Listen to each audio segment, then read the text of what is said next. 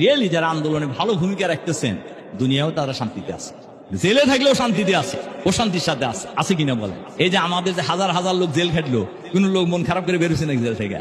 বলেন, দেখবেন মন খারাপ করার লোক পাইতে পারেন দু একজন, অধিকাংশ লোকই মন খারাপ করে। চাকরিরও পরোয়া নেই, অনেকে চাকরি চলে গেছে জেলে থাকতেই, আমি দেখছি তাদের মধ্যে কোনো উদ্বিগ্নতার কোনো ছাপ তাদের চেহারার মধ্যে নাই। আল্লাহ তাআলা কি তাদের না খাওয়া রাখছে? আর বিকল্প ব্যবস্থা হয়েছে না? আল্লাহ পারে কিনা বলেন, পারে কিনা?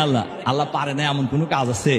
আওয়ালাম ইয়ালাম আন্নাল্লাহ ইয়াবসুতু রিজকা লিমান ইয়াশা, আল্লাহ তাআলা পরিষ্কার ভাবে বলে দিয়েছেন, আওয়ালাম ইয়ালাম আন্নাল্লাহ ইয়াবসুতু রিজকা লিমান ইয়াশা ওয়া ইয়াকদির। মানুষ কি জানে না যে আল্লাহ যাকে চান তার রিজিক বাড়ায় দেন, আর যাকে চান তার রিজিক কমায় দেন? এই ক্ষমতা কার হাতে? এবং মানুষের বিপদ মুসিবত কার হাতে? মানুষের মৃত্যু কার হাতে? যেগুলি নিয়ে মানুষ বেশি চিন্তা করে, রিজিক কার হাতে, মৃত্যু কার হাতে, বিপদ মুসিবত কার হাতে? সবই যদি আল্লাহর হাতেই হয়, তার মানে আল্লাহ ছাড়া আর কোন জায়গায় দাঁত দৌড়াদৌড়ি করবে?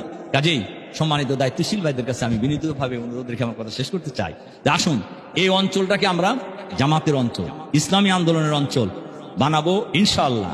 এটাকে আমাদের এমন সংগঠন আমরা এখানে গড়ে তুলতে চাই যাতে করে আগামী দিনে বাংলাদেশের সফল ইসলামী বিপ্লবের আন্দোলনে ঐতিহাসিক ভূমিকা পালন করবেন ইনশাআল্লাহ।